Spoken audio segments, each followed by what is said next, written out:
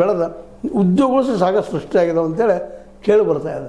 ಆ ದಿಶೆಯಲ್ಲ ನಮ್ಮ ರಾಜ್ಯದಲ್ಲೇ ಶಿಕ್ಷಣಕ್ಕೆ 15-20% ಇಡುವಂಥದ್ದು ಮತ್ತು ಪ್ರತಿಯೊಬ್ಬರಿಗೂ ಶಿಕ್ಷಣ ಫ್ರೀಯಾಗಿ ಸಿಗುವಂಥದ್ದು, ಸರ್ಕಾರಿ ಸ್ಕೂಲ್ಗಳು ಗ್ರಾಮ ಮತ್ತು ಹೋಬಳಿ ಮಟ್ಟದಲ್ಲೇ ಬರುವಂಥದ್ದು, ಜೊತೆಗೆ ಮಾಧ್ಯಮಿಕ ಶಾಲೆಗಳು ಪ್ರತಿ 4 ಹಳ್ಳಿಗಳಿಗೆ PUC ವರೆಗೆ 4 ಹಳ್ಳಿಗಳ ಮಟ್ಟದಲ್ಲಿ PUC ವರೆಗೆ ಈ ನೆಲೆಯಲ್ಲಿ ಶಿಕ್ಷಣ ಮತ್ತು ಜೊತೆಗೆ ಈ ಕೃಷಿ ಕ್ಷೇತ್ರ ಎಣ್ಣೆ ಹತ್ತಿ ಜೊತೆಗಿದು ಮಾರ್ಕೆಟ್ ಮಾಡೋದಕ್ಕಾಗಿ ಗೋಡೌನ್ ಬರುವಂಥ ಅದಕ್ಕೆ ಅನುಕೂಲ ಆಗುವಂಥ ನೀರ ಇಷ್ಟು ಮಾಡಲಿಕ್ಕೆ ಸಾಧ್ಯನಾ ಅನ್ನುವಂಥದ್ದು ಈ ದಿಶೆಯಲ್ಲಿ ಏನೋ ಚಿಂತನೆ ಮಾಡಲಿಕ್ಕೆ ಸಾಧ್ಯನಾ?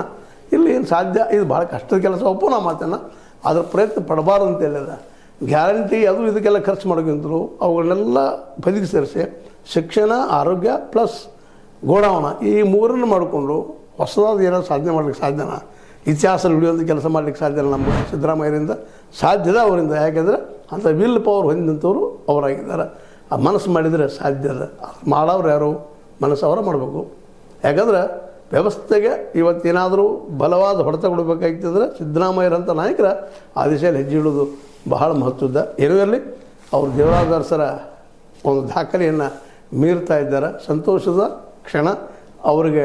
ಈ ದಾಟಿದ ಗೆಲ್ಲುವ ಕ್ಷಣಕ್ಕಾಗಿ ನಾವೆಲ್ಲರೂ ಅಭಿನಂದನೆ ಸಲ್ಲಿಸ್ತಾ ಇದು ಇವತ್ತಿನ ಸಿದ್ದರಾಮಯ್ಯರಿಗೆ ನಾವು ಸಲ್ಲಿಸ್ತಿರುವಂಥ ನಮನ ಅಂತ ಹೇಳ್ತಾ, ಇದು ನಿಮಗೆ ಲೈಕ್ ಆಗಿರ್ಬೋದು. ಲೈಕ್ ಶೇರ್ ಮಾಡಿರಿ, ಕಾಮೆಂಟ್ ಮಾಡಿರಿ, ಸಬ್ಸ್ಕ್ರೈಬ್ ಆಗೋದನ್ನು ನಿಲ್ಲಿಸ್ಬೇಡ್ರಿ. S60 ನ್ಯೂಸ್ ಅರ್ಥಕ್ಕೆ ಸಿದ್ದರಾಮಯ್ಯ ಸತ್ಯದ ಕೈಗಳಲ್ಲಿ ವಂದನೆಗಳು.